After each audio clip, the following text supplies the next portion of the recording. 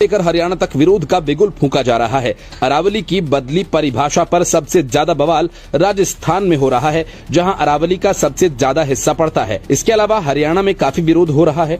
वो बात अलग है कि हरियाणा और राजस्थान में बड़े पैमाने पर अरावली से अवैध खनन होता है, जिसके लिए हजारों FIR दर्ज होती है, लेकिन पूरी तरीके से अवैध खनन आज तक नहीं रुक पाया। इसी का सहारा लेकर सरकार ने नई परिभाषा सुप्रीम कोर्ट के सामने रख दी और वो अब भी यही तर्क दे रहे हैं कि दरअसल हम अरावली में हो रहे अवैध खनन को रोकना चाहते, लेकिन जनता और विपक्ष को इस पर शक है। मजे की बात यह है कि जो काम विपक्ष के नेता के तौर पर राहुल गांधी को करना चाहिए था, वो चंद्रशेखर आजाद कर रहे हैं। चीफ जस्टिस ऑफ इंडिया को उन्होंने पत्र लिखा है, फैसले पर पुनर्विचार किए जाने की मांग की। पत्र में लिखा कि अरावली पर्वतमाला की परिभाषा को केवल ऊंचाई के मानदंड तक सीमित रखना गलत है और ऐसा न करते हुए उसे भूवैज्ञानिक, पारिस्थितिक एवं पर्यावरणीय महत्व को समग्र रूप से परिभाषित किया जाए। अरावली क्षेत्र में खनन पर प्रभावी और कठोर संरक्षणात्मक दृष्टिकोण अपनाया जाए, जिससे प्राकृतिक संसाधनों और भावी पीढ़ियों के हित सुरक्षित रह सकें।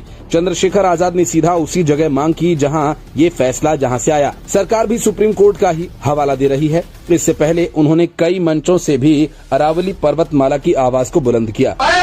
प्राइवेट सिस्टम पे किसी का जोर नहीं है। मेरी बात आज अरावली का मुद्दा चल रहा है। अरावली जो लाइफ लाइन है, जिसकी वजह से पूरा रेगिस्तान और रेगिस्तान से आने वाली बड़ी बड़ी आंधियां हरियाणा, पश्चिम उत्तर प्रदेश, दिल्ली को छू नहीं पाती। उस अरावली को खनन की भेंट कराने का कार्यक्रम चल रहा है। लोग परेशान है, लेकिन सरकार को फिक्र नहीं है। आज मनरेगा के जरिए जो आपको शक्ति मिलती गांव में 100 दिन रोजगार को छीनने का काम सरकार ने किया है। अब सवाल ये कि आखिर अरावली में क्या होने जा रहा है जिसका इतना विरोध हो रहा है। तो आसान भाषा में कि 100 मीटर से कम ऊंचाई वाली जितनी भी पहाड़ियां अरावली में हैं, उनमें खनन की इजाजत मिल जाएगी, जिस पर अब तक रोक थी।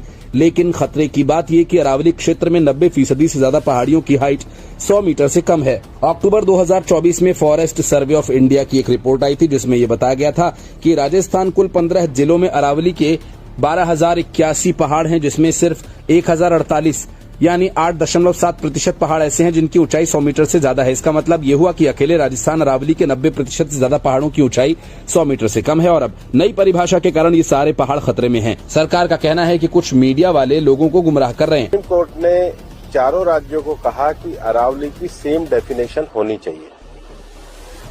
सेम डेफिनेशन में 100 मीटर को, जो कि 1968 का जो जियोलॉजी का स्टडी है रिचर्ड मॉर्फी, उसके कारण है। कुछ YouTube चैनल ने और कुछ लोगों ने एक कंफ्यूजन खड़ा कर दिया